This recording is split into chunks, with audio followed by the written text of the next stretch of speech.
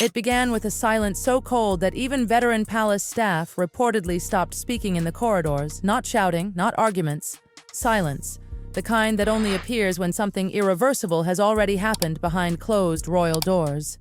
And according to whispers now exploding across royal circles, King Charles III had finally approved the one move insiders claimed would permanently erase Meghan Markle from the monarchy's remaining internal machinery. Not a title removal, not another public distancing. Something far more chilling. Her last surviving royal correspondence rights allegedly vanished overnight. According to reports circulating among palace observers, the directive arrived before dawn under extraordinary secrecy. Senior aides allegedly entered Buckingham Palace while most of the building still slept, carrying sealed administrative instructions tied directly to Sussex-linked communication structures. There were no cameras waiting outside, no public announcement, no dramatic royal statement beneath the crest, but insiders claim those familiar with palace systems instantly understood what was unfolding. Something fundamental inside the monarchy had shifted forever. For years after Megxit, royal commentators quietly speculated that fragments of Meghan's ceremonial connectivity to the institution still survived beneath layers of palace bureaucracy. Small pathways, archived acknowledgements, historical patronage exchanges, limited ceremonial response mechanisms connected to her former role as a working royal. To outsiders, those systems sounded meaningless. Technical leftovers buried inside ancient royal administration. But inside Buckingham Palace, correspondence allegedly represents far more than communication. It represents legitimacy, recognition, permission to exist within the invisible architecture of royal authority itself. Every archived letter, every ceremonial response, every official acknowledgement reportedly carries symbolic weight inside an institution built entirely on hierarchy and controlled access. And according to insiders, that is exactly why the old guard became terrified those connections still existed. The timing only intensified suspicion. Since early 2024, the monarchy has reportedly been operating under extraordinary pressure while King Charles navigates ongoing health struggles and Prince William quietly assumes increasing institutional power behind closed doors. During periods of instability, palace systems historically become colder, stricter, and far less tolerant of ambiguity. Reports suggest senior courtiers allegedly feared lingering Sussex communication privileges were creating what some privately described as parallel royal messaging. And inside an institution obsessed with protecting a singular royal voice, even symbolic overlap reportedly triggered panic. Nothing was publicly acknowledged, of course. Buckingham Palace survives through silence, but according to sources familiar with internal discussions, frustration had allegedly been building for months.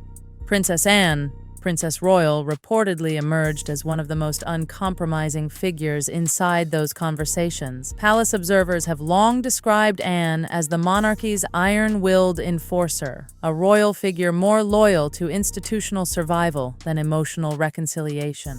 Reports suggest she viewed the issue through an almost brutal constitutional lens. To Anne, insiders claim, symbolic access itself represented danger. Because once multiple voices carry even traces of royal legitimacy, the crown risks losing control over its own identity. William reportedly supported an equally hardened posture.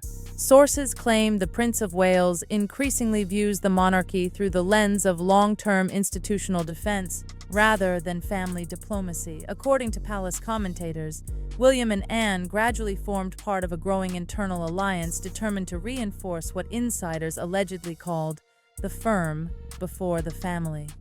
That phrase reportedly echoed through private meetings as tensions escalated behind palace walls. By midday, whispers had allegedly spread through palace administrative offices that remaining Sussex ceremonial pathways connected to archived correspondence systems were being frozen completely. Staff reportedly received instructions to reroute approvals, review dormant communication channels, and terminate lingering permissions tied to former royal functions. Some insiders privately described the operation as institutional excommunication, not because Meghan still held visible power inside the monarchy, but because removing the final symbolic bridge carried enormous psychological meaning for the old god protecting the crown.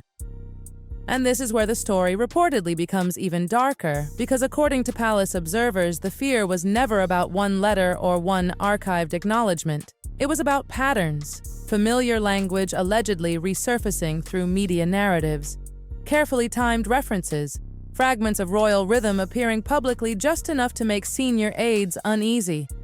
Palace insiders reportedly began worrying that traces of institutional legitimacy were drifting beyond palace control, inside a monarchy built entirely on discipline, secrecy, and carefully controlled messaging. Even suspicion of narrative leakage can reportedly trigger absolute paranoia. That fear allegedly became the turning point. Sources claim senior administrative teams quietly reopened dormant files tied to Sussex-era patronages and ceremonial procedures. Historical communication systems were reportedly re-examined piece by piece. Buckingham Palace, Clarence House, and overlapping royal administrative structures allegedly launched internal reviews searching for vulnerabilities capable of blurring institutional boundaries. According to insiders, Princess Anne personally pushed palace officials toward what later became known internally as the Correspondence Integrity Protocol. The name sounded clinical, almost harmless. But behind palace walls, it reportedly carried devastating implications. The protocol allegedly focused on reclaiming absolute control over every remaining symbolic pathway connected to royal communication authority. Archived patronage acknowledgements, ceremonial response structures, dormant Sussex-linked administrative channels. Nothing was considered too insignificant for review. Reports suggest entire sections of palace archival systems were quietly reclassified, while communication permissions tied to historical Sussex operations allegedly disappeared from active circulation. One insider reportedly described it as watching invisible doors close one by one. Prince Edward, Duke of Edinburgh, reportedly played a critical role behind the scenes. Palace sources claim Edward assisted constitutional advisors examining historical precedents involving removed royals, disputed titles, and past moments where the monarchy tightened institutional boundaries during periods of instability. His involvement reportedly reinforced the seriousness of the operation. This was no longer treated as an emotional family fracture. According to insiders, it had evolved into what palace officials allegedly viewed as a constitutional safeguarding exercise designed to protect the long-term authority of the crown itself. What terrified palace insiders most was not the public drama. It was the realization that the monarchy itself was changing shape behind closed doors. According to royal commentators, the removal of Meghan Markle's final correspondence privileges reportedly exposed a transformation already underway deep inside Buckingham Palace, one driven not by reconciliation, emotion, or family healing, but by institutional survival at any cost. And as the palace tightened its grip on every remaining Sussex-linked pathway, insiders whisper the atmosphere inside royal circles became colder than at any point since the aftermath of Princess Diana's death.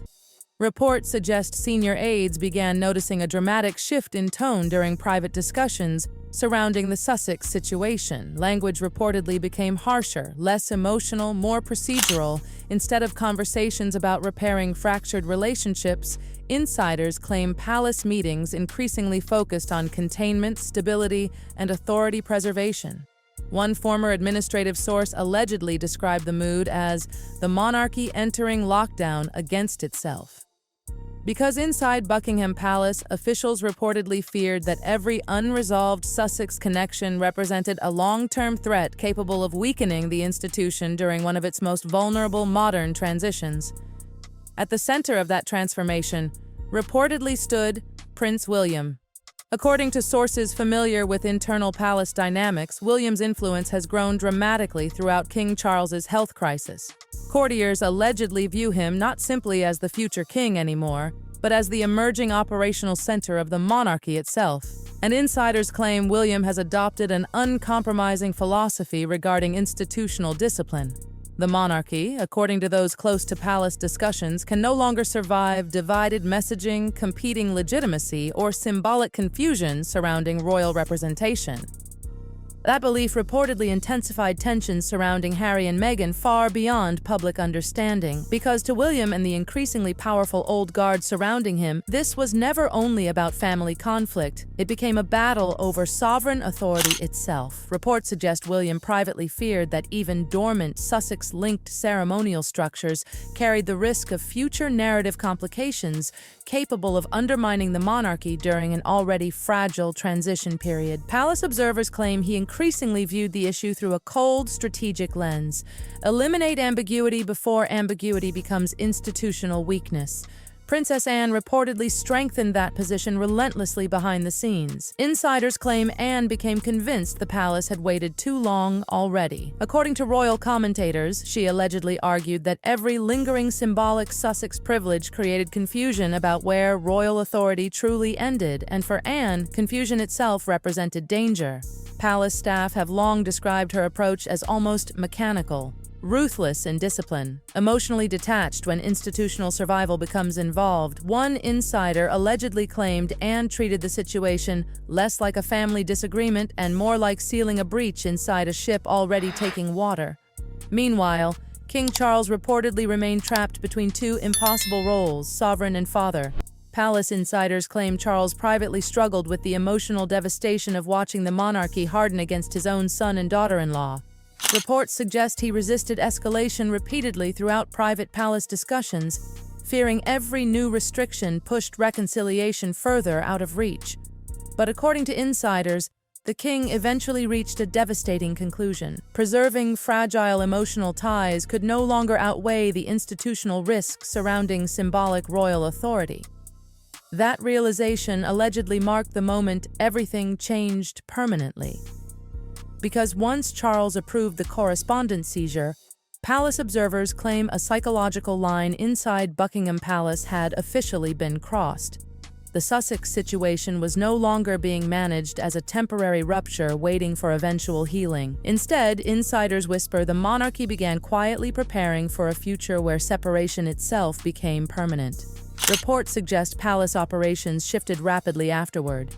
Communication structures reportedly became tighter. Fewer people received access to sensitive internal discussions. Administrative systems connected to future royal messaging allegedly underwent further consolidation.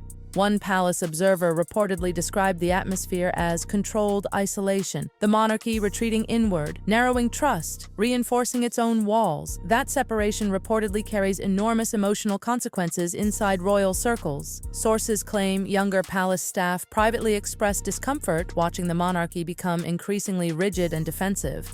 Some allegedly feared the institution was drifting toward emotional isolation so severe that reconciliation might eventually become impossible even if both sides desired it later. But according to insiders, the old guard rejected those concerns completely. Palace survival now overrides emotional optics. That mindset reportedly dominates nearly every major internal discussion surrounding the Sussex conflict. Royal commentators claim the deeper fear haunting Buckingham Palace extends far beyond Meghan Markle herself. The monarchy allegedly worries about precedent because if symbolic royal legitimacy can survive outside direct palace control, future fractures inside the House of Windsor become infinitely harder to contain. That is why correspondence rights mattered so profoundly beneath the surface. They represented recognition, access, institutional proximity, the ability to operate within even the faintest echo of royal authority, and removing them reportedly signaled something brutal to everyone watching from inside palace walls. Belonging itself now comes with conditions far stricter than before. According to palace sources, legal advisors and constitutional experts continue reviewing additional structures tied to royal representation even now. Reports suggest the monarchy remains deeply focused on tightening message discipline ahead of William's eventual reign. Some insiders allegedly describe the current atmosphere as preparation for a fortified monarchy, one built less around emotional flexibility and more around operational control. Palace observers claim William increasingly believes the survival of the crown in the modern era depends entirely on discipline, clarity, and eliminating internal instability before it spreads publicly.